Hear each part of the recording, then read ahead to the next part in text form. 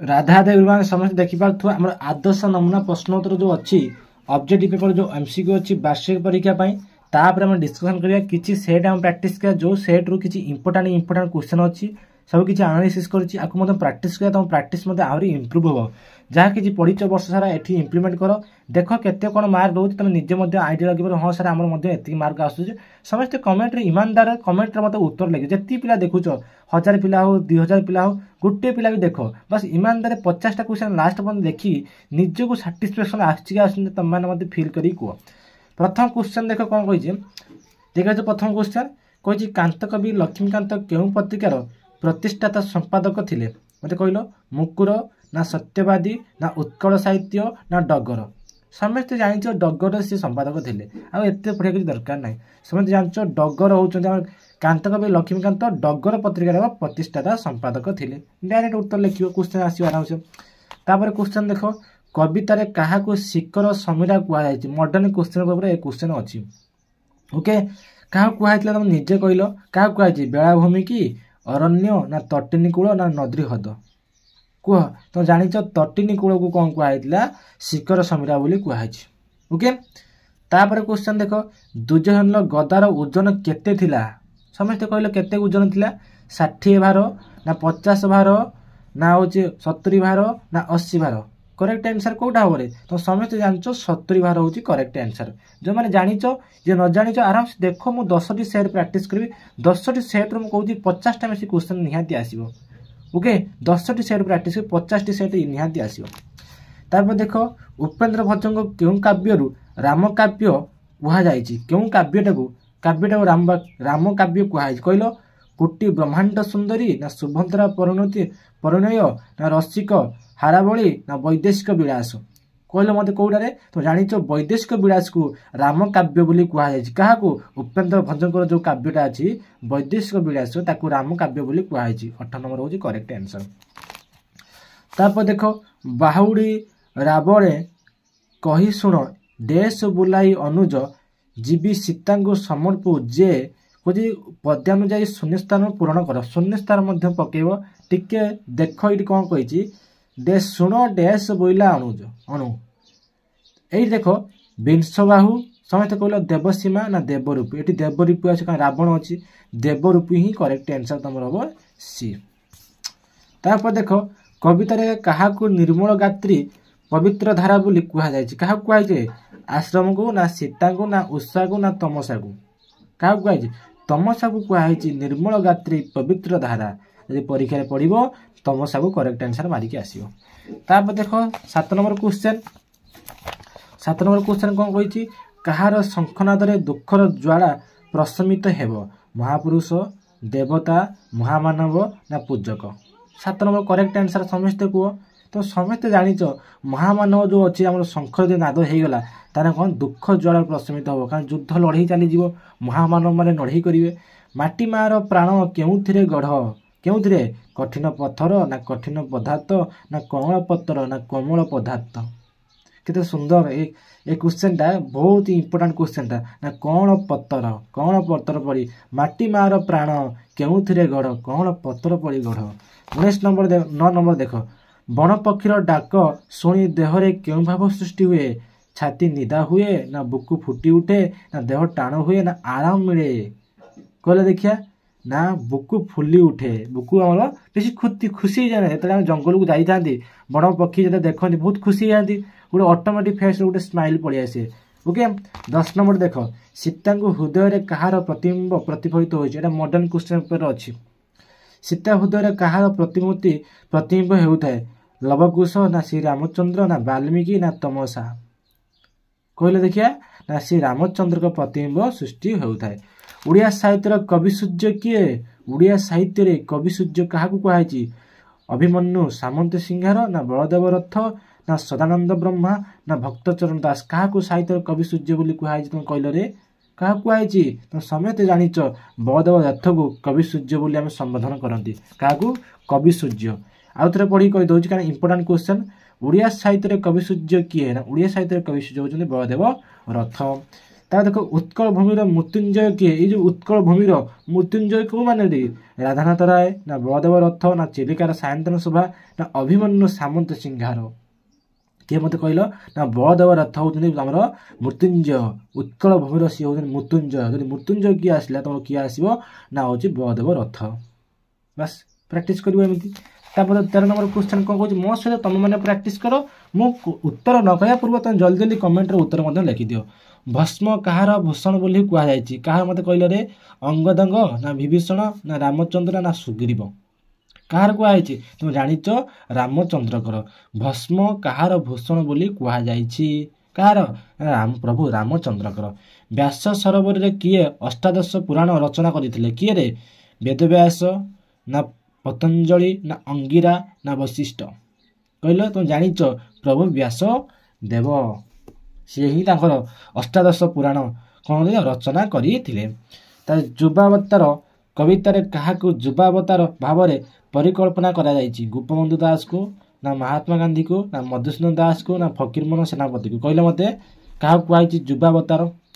युवावतार क्या कहते क्या तुम समस्त जानिच महात्मा गांधी के आम युवावतार कविता बोली कहते कवितार कहते युवावतार क्या कहुई महात्मा गांधी को कहुई कांतकवि असयोगी हाँ कांतकवि असयोगीर आत्मकथा गद्य रचना क्यों पत्रिका प्रकाश पाइला क्यों पत्रिका उत्कल साहित्य पत्रिका प्रकाश पाइला समस्त जानिच ऑप्शन कहीं पढ़ो जोटा जानिच डायरेक्ट ठीक मार ऑप्शन किसी पढ़ा दरकार ना ग्रामर श्रृंखलित कर्म योजना अंश नेवा प्राबंधिक क्यों शक्ति अभाव रही क्यों शक्तिर अभाव रही रे नैतिक ना मानसिक ना भौतिक ना शारीरिक कहल रे तो जानिच नैतिक शक्तिर अभाव रही मानसिक नुहे भौतिक नुहे शारीरिक नुहे आम जो अच्छी ना नैतिक शक्ति जो कर्म नैतिक ना नैतिक शक्तिर अभाव रही 18 नंबर विज्ञानर अपकारिता मानवर क्यों गुण जो संगठित होउछि ज्ञानर अल्पता ना गवेषणार अभाव ना मैत्रीर अभाव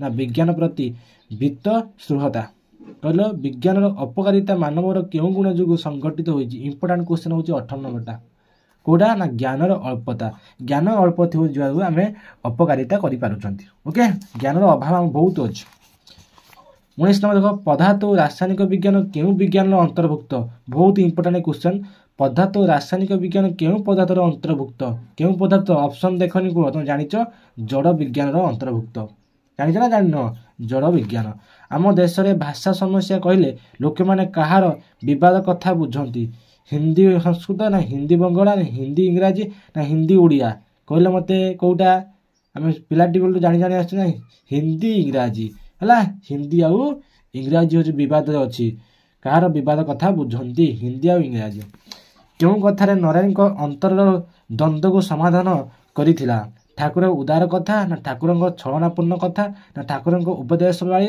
ना ठाकुर कठोर कथा कौटारे ठाकुर जो कठोर कथा कही हृदय को द्वंद्व समाधान करते है 21 नंबर क्वेश्चन प्रैक्टिस करिवो ओडिया साहित्यर प्रथम नाट्यकार नाम कौन था तुम निजे मन पकड़ केते इंपोर्टेंट क्वेश्चनटा ओडिया साहित्यर प्रथम नाट्यकार नाम कौन थिला जगन्मोहन लाल ना अश्विनी कुमार घोष ना कृष्ण प्रसाद बसु उमेश चंद्र सरकार कोरे ओडिया साहित्यर प्रथम नाट्यकार नाम कौन थिला तुम समस्त जानच जगन्मोहन लाल यहाँ हूँ करेक्ट आंसर सी प्रथम आम नाट्यकार नाम लिखी यहाँ प्रथम था साहित्य ओडिया साहित्यर तार हूँ ओडिया साहित्य प्रथम उपन्यास नाम कौन ये क्वेश्चन ना वेरी वेरी इंपोर्टेंट बहुत वेरी वेरी इंपोर्टेंट कहीं छाड़ी के क्वेश्चन को जीवनी ओडिया साहित्य प्रथम उपन्यास नाम कौन था विवेकी ना लक्षमा ना छमाण आठगुंटू ना पद्ममाली कहल देखिए मत करेक्ट आंसर कौटा तुम समस्त जानिच पद्ममाली हूँ आमर ओडिया साहित्य गोटे उपन्यास प्रथम था उपन्यास प्रथम कौटा था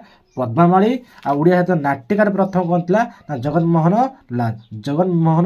लाल आ जो उपन्यास कौन था पद्ममाली वेरी वेरी इंपोर्टेंट तार 24 नंबर क्वेश्चन देख कौन कही ना फकीर मोहन सेनापति को किए यहाँ मॉडर्न क्वेश्चन क्वेश्चन अच्छी फकीर मोहन सेनापति को किए सरस्वती उपाधि भूषित करते किए मत कहल रे बामंडार राज्यसभा पढ़ी आम प्रैक्टिस करते बामंडार राज्यसभा 24 नंबर हूँ बामंडार राज्यसभा ICS अन्नदास रायकर मातृभाषा कौन था ओडिया ना बंगला ना हिंदी ना तेलुगु ICS ଅନ୍ନଦାସଙ୍କର ରାୟ ମାତୃଭାଷା କ'ଣ ଥିଲା?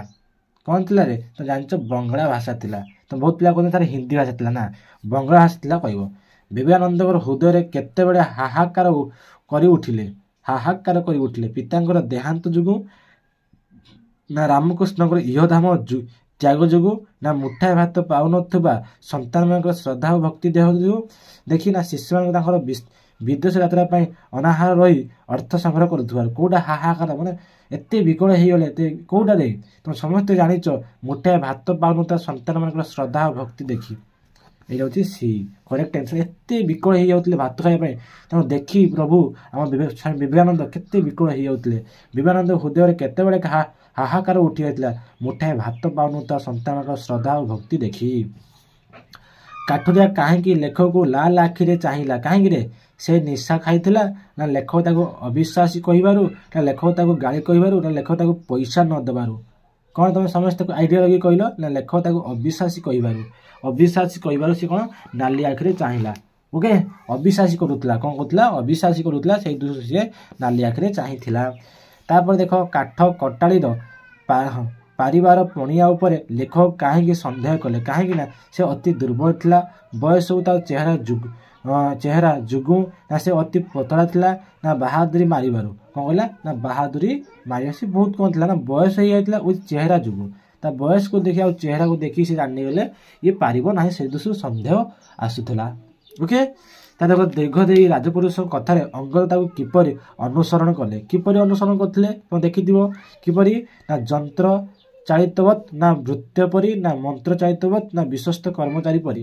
କହିଲେ ଦେଖିବା କୋଉଟା ହେଉଛି କରେକ୍ଟ ଆନ୍ସର। ସମସ୍ତେ ଜାଣିଛ ମନ୍ତ୍ର ଚାଳିତବତ୍। ମନ୍ତ୍ର ଚାଳିତବତ୍ ତମେ ତାକୁ ଅନୁସରଣ କରୁଥିଲେ। କିଏ? ଅଙ୍ଗଦ ଅନୁସରଣ କରୁଥିଲେ। ତାପରେ ଦେଖ କ'ଣ କହିଛି, କେଉଁ କାର୍ଯ୍ୟରେ ତାଙ୍କର କୌଣସି ଅଭିଜ୍ଞତା ନଥିବା କଥା ରାଜଜେମା ରାଜେଶ୍ୱରୀ କହିଛନ୍ତି? କେଉଁ କାର୍ଯ୍ୟରେ ତାଙ୍କର କୌଣସି ଅଭିଜ୍ଞତା ନଥିବାରୁ ରାଜେଶ୍ୱରୀ କହିଛନ୍ତି?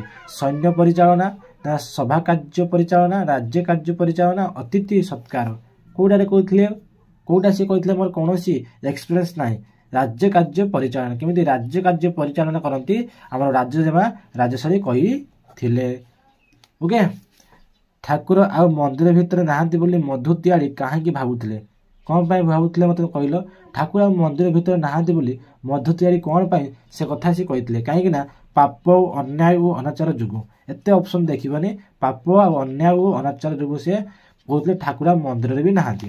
ଅଶ୍ୱତ୍ଥ ଗଛ ମୂଳରେ ବସି କିଏ ମରମ ଜ୍ଞାନ ଲାଭ କରିଥିଲେ? କିଏ? ଶଙ୍କରାଚାର୍ଯ୍ୟ, ନା ନାନକ, ନା ମହାବୀର ଜିନ, ନା ସୁରଦାସ? କେତେ ଇମ୍ପୋର୍ଟାଣ୍ଟ ଏଇଟା ତମେ ଜାଣିଛ। ମହାବୀର ଜିନ୍। ମହାବୀର କ'ଣ? ଜିନ୍ ଆମର ହେଉଛି ଅଶ୍ୱତ୍ଥ ଗଛ ମୂଳରେ ବସିକି ଜ୍ଞାନ ଅର୍ଜନ କରିଥିଲେ। ମହାନ ଜ୍ଞାନ ସିଏ ପ୍ରାପ୍ତ କରିଥିଲେ। ତାପରେ 33 ନମ୍ବର କ'ଣ କହିଛି ଦେଖିବା। ବାସ୍ତବତାରେ କ'ଣ ମିଶେନେ ଦ୍ୱନ୍ଦ୍ୱ ସୃଷ୍ଟି ହୁଏ? କ'ଣ ମିଶେନେ ଦ୍ୱନ୍ଦ୍ୱ ସୃଷ୍ଟି ହୁଏ? ସ୍ୱପ୍ନର ଆବେଗ। ସ୍ୱପ୍ନର ଆବେଗ। ଦେଖ କ୍ୱେଶ୍ଚନକୁ ଭଲସେ ଦେଖ। ବାସ୍ତବତାର କ'ଣ ମିଶିଲେ, ବାସ୍ତବତାରେ କ'ଣ ମିଶିଲେ ଦ୍ୱନ୍ଦ୍ୱ ସୃଷ୍ଟି ହୋଇଥାଏ? ଦ୍ୱନ୍ଦ୍ୱ ସୃଷ୍ଟି ହୋଇଥାଏ କ'ଣ? ନା ସ୍ୱପ୍ନର ଆବେଗ ମିଶିଲେ ଦ୍ୱନ୍ଦ୍ୱ ସୃଷ୍ଟି। ଛଅ କ'ଣ ଦ୍ୱନ୍ଦ୍ୱ ସୃଷ୍ଟି ହୁଏନି? ପ୍ରତାରଣା କଲେ ଦ୍ୱନ୍ଦ୍ୱ ସୃଷ୍ଟି ହୁଏନି। ଭଲ ପାଇବା ଦ୍ୱନ୍ଦ୍ୱ ସୃଷ୍ଟି। କିନ୍ତୁ ବାସ୍ତବତାରେ କ'ଣ ମିଶିଲେ ଦ୍ୱନ୍ଦ୍ୱ ସୃଷ୍ଟି ହୁଏ? ସ୍ୱପ୍ନର ଆବେଗ। ସ୍ୱପ୍ନ ଦେଖେଇଦେବ, ଦେଖି କିଛି ଫୁଲଫିଲ୍ କରିପାରିବ, ବହୁତ ଆବେଗ ଆସିବ। ଓକେ, ତାପରେ କ୍ୱେଶ୍ଚନ ଦେଖ କ'ଣ କହିଛି। ଦେଇଛି କୋଣାର୍କ ଏକାଙ୍କିକାରେ ସୂର୍ଯ୍ୟଦେବଙ୍କୁ କ'ଣ ରୂପେ ସମ୍ବୋଧନ କରାଯାଇଛି? କହିଲ ଦେଖିଆ। ବିଶ୍ୱନିୟନ୍ତା, ନା ଦିନଙ୍କର, ନା ନାରାୟଣ, ନା ହେଉଛି ଦିନମଣି? କେତେ ସୁନ୍ଦର କ୍ୱେଶ୍ଚନ ତମେ ଜାଣିଛ। ନାରାୟଣ ବୋଲି ଆମକୁ କ'ଣ କହିଛନ୍ତି? ସମ୍ବୋଧନ କରିଛନ୍ତି ସୂର୍ଯ୍ୟଦେବଙ୍କୁ। କ'ଣ କହିଛନ୍ତି? କୋଣାର୍କ ଯେଉଁ ଏକାଙ୍କିକାରେ ସୂର୍ଯ୍ୟଦେବଙ୍କର କ'ଣ ରୂପ ଧାରଣ କରାଯାଇଛି? ନାରାୟଣ ରୂପ ବୋଲି ଆମକୁ ସମ୍ବୋଧନ କରାଯାଇଛି। ହଁ, ଚକାଡୋଳା ହେ ତୁମରି ଇଚ୍ଛା ପୂର୍ଣ୍ଣ ହେଉ, କାହାର ଉକ୍ତି ଥିଲା? ଧର୍ମାର, ନା ଶିବେଇ ସାଆନ୍ତର, ନା ଆଗନ୍ତୁକ, ନା ଧର୍ମା ମାର? ଚକାଡୋଳା ହେ ତୁମରି ଇଚ୍ଛା ପୂର୍ଣ୍ଣ ହେଉ। ଏଇଟା ବେଶୀ ଇମ୍ପୋର୍ଟାଣ୍ଟ। ଏଇ ଉକ୍ତିଟାକୁ ମନେ ରଖିବ। ଏଇ ଉକ୍ତିଟା ବେଶୀ ଇମ୍ପୋର୍ଟାଣ୍ଟ। ତମେ ସମସ୍ତେ ଜାଣିଛ। ଏଇଟା କିଏ କହିଥିଲେ ରେ?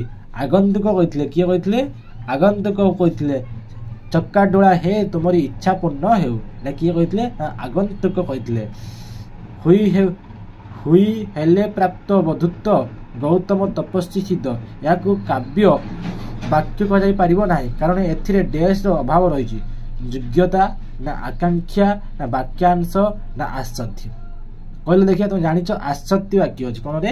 ଆସତ୍ୟ ଏଟାର ବାକ୍ୟ ଅଛି। ସେଥିପାଇଁ ଆମେ କ'ଣ ନା हुई हेले प्राप्त बंधु गौतम तपस्या आश्चर्य सजे ହେଇକି ନାହିଁ ଏଇ ଯୋଉ ଦେଇଛି ଆମ ବାକ୍ୟଟା ସଜେଇ ଯୋଉଟା ସଜେଇ ହେଇକି ଥିବ ବା ସବଜେକ୍ଟ ଥିବ ତାର ଅବଜେକ୍ଟ ଥିବ ତାର ଭର୍ବ ଥିବ ଯଦି ମିଶିକି ଥିବ ସଜେଇ ହେଇକି ଥିବ ତାହେଲେ ତାକୁ ଆମେ କ'ଣ କୁହନ୍ତି ଆସତି କୁହନ୍ତି କିନ୍ତୁ ଏଠି ଆସତି ଅର୍ଥ ଏଠି ସଜେଇ ହେଇକି ନାହିଁ ମୋ କଥା ବୁଝିପାରିଲ ସେଥିରେ ସବୁ ଆସତିର ଅଭାବ ଅଛି ସମସ୍ତ ବାକ୍ୟର ସମାପିକା କ୍ରିୟାଯୁକ୍ତ ଅଂଶଟିକୁ କ'ଣ କୁହାଯାଏ ଜାଣିଛ ଖଣ୍ଡ ବାକ୍ୟ କୁହାଯାଏ କ'ଣ କୁହାଯାଏ ରେ ଖଣ୍ଡ ବାକ୍ୟ କୁହାଯାଏ ଗ୍ରାମାର ବହିରେ ଅଛି ଆରାମସେ ପଢିପାରିବ ତାପରେ ଦେଖ ବାକ୍ୟରେ କ୍ରିୟା सकर्मक ହୋଇଥିଲେ कर्मपदटी केउठारे बसे सकर्मक द्विकर्मक जानिपारछ बसे क्रियापद पूर्वर ना क्रियापद परे ना कर्ता परे ना जेकोसी स्थान तुम जानिछ 38 नंबर अनुसार जानते क्रियापद पूर्वर देखियो ग्रामर बही लिखा है क्रियापद पूर्वर पद विन्यास यही सब रूल लिखा है ओके गिरिपथ भाव में खाइबार सबुठारे लंबा अटे वाक्यटी को संक्षेप कले यथा खाइबार दीर्घतम गिरिपथ अटे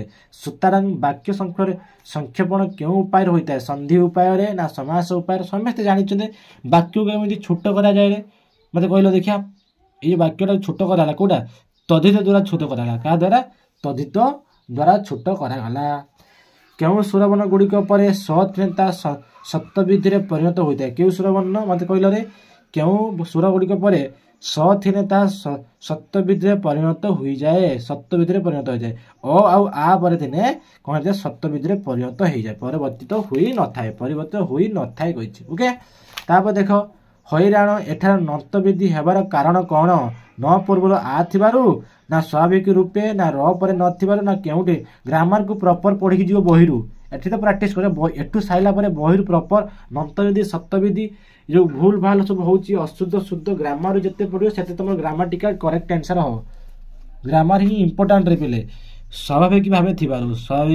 थिबारु शुद्ध शब्दटी बाछि लेख शारीरिक शारीरिक शारीरिक शारीरिक कोटा शुद्ध रूप मते समस्त कहले रे डी ऑप्शन होची शारीरिक शुद्ध वाक्यटी को चिन्ह पिलाटी संक्षिप्त रे उत्तर देला सबु कवि माने प्राकृतिक वर्णन सिद्धहस्त मुख्यमंत्री स्वभाव में अबाल वृद्ध अनविता जुग देइथिले प्रधान शिक्षयित्री प्रत्येक छात्र मान प्रश्न पचारिथिले कोटा कहल देखिया शुद्ध वाक्य चिन्ह शुद्ध वाक्यटी को चिन्हब परीक्षा शुद्ध वाक्य आसियो प्रधान शिक्षयित्री प्रत्येक छात्र मान प्रश्न पचारे यहाँ पूरा हूँ करेक्ट आंसर आमर दुई पादरे एक पद हुई प्रत्येक पादर अक्षर संख्या 12 है कि छंद कह 12टी लेखा मत मन पकाओ 12 मन पकाओ तो जानिच यहाँ बंगाश्री जोटा अक्षर संख्या केते थाए 12 थाए कि छंद कह ना बंगाश्री छंद कह कि छंद कह जाए रे बंगाश्री छंद कह बंगाश्री ना कौटा मत कहल समस्ते कह आमर जो ये भूल हो जाए देखिपार ना ये भूल हो जाए आम जो शुद्ध वाक्यटी चिन्ह देखिए ना 43 नंबर देख शुद्ध वाक्यटी चिन्ह मुख्यमंत्री सभारे अबाल अबाल वृद्ध वनिता जुग देइथिले एटा होची करेक्ट आंसर एटा भूल अछि प्रधान शिक्षक प्रत्येक छात्र प्रश्न पचारे ना ए मुख्यमंत्री सभारे मुख्यमंत्री जो आसते अबाल वृद्ध वनिता जुग देइथिले माने जति वृद्ध वनिता अछंती अबाल वृद्ध वनिता ता मध्ये सभारे उपस्थित थिले तापर क्वेश्चन देखो 44 नंबर क्वेश्चन कोन देइची दुई पद एटा मध्ये ग्रामरटा भूल हैला समस्त कमेंट रे कहबो एटा भूल जो हेची कोन पई भूल हैला मध्ये समस्त कहबो दुई पादर एक पद हुई प्रत्येक पादर अक्षर 12 जोटा होता है ना विवाहस केदार कह जाए बंगलाश्री कह जाए ना ये भूल हो जाए ओके विवाहस केदार कौन आस विवाहस केदार तापर देखो 45 नंबर उत्तर देखिए 45 नंबर क्वेश्चन कौन अच्छी लगी भिन्न मध्य एक प्रकार शब्द बारंबार आवृत्त होता है यही क्वेश्चन समस्त शिखी स्टार चिन्ह मारिदे यहाँ बार बार क्वेश्चन आस भिन्न मत बधक एक प्रकार शब्द बारंबार आवृत्त क्यों अलंकार कहुए बारंबार भिन्न अर्थ प्रकाश कर बारंबार भिन्न अर्थ प्रकाश कर कौन कहते समस्ते कहले देखिया समस्त तो ग्रामर पढ़ुच कौन कह जाए जमक कहुए समस्त जानच जहाँ को तुलना दि जाए न था कौन कहुए ताकू तुलना दि जाए न था कौन कहुए उपमा ना उपमान उपमा ना उपमान ना उपमेय ना साधारण धर्म तो जानच उपमेय जोटा तुलना दि न था कौन दि जाए कौन कहती आम उपमेय कहुए ओके कहा उपरे विपद पड़ता बेले से सुजोग डैश भल नुहे शून्य थार क्यों रूढ़ी पका हाथ न मारिया भार मार ना दाऊ साधिब ना कला कना बुलावा ना तिल को ताड़ करिया कहले देखिया तो जानिच दाऊ साधियाटा हूँ भल नुहे 48 देख आकाश कुसुम तुम जानिच आकाश कुसुम वृथा स्वप्न आकाश कुसुम कौन वृथा स्वप्न जानी जान जी पढ़ी तो जानी हूँ वृथा स्वप्न जंत्रणा उपर जंत्रणा देवा निम्न तो क्यों लोकवाणी प्रযোज्य जंत्रणा उपर जंत्रणा कटा घारे चून देवा ना कपाल फाटिवा ना आ बलद मते बिंदी खाइला खाल पकाइबा मत कहल रे कौटे कटा घारे बार बार चून मारिया से जंत्रणा उपर जंत्रणा कटा घारे मत चून दवा अर्थ से सेम अर्थ स्वार्थ पूरण है कई मुह देखा ना यही वाक्य क्यों लोकवाणी व्यवहार कराई हाथ अले से निशाबंका ना बाहा शरीर बेदी मुहा गुड़ा ना अंटी छुरी तंटिकार ना खजुरी गचरे कि गुण गाइबे कौटा मत कहल रे तुम समस्त जाच बाहा सरिले बेदी मुह पुड़ा यहीटा हूँ ठीक तार लोकवाणी बास आम प्रथम सेट को प्रैक्टिस कले नेक्स्ट को आम प्रैक्टिस करा सेट जो जी ऑब्जेक्टिव क्वेश्चन अच्छी वीडियो तुम केमी लगे मतलब कमेंट तो कह समस्ते जावा पूर्व समस्ते राधे राधे को लिखिकी जीव राधे राधे।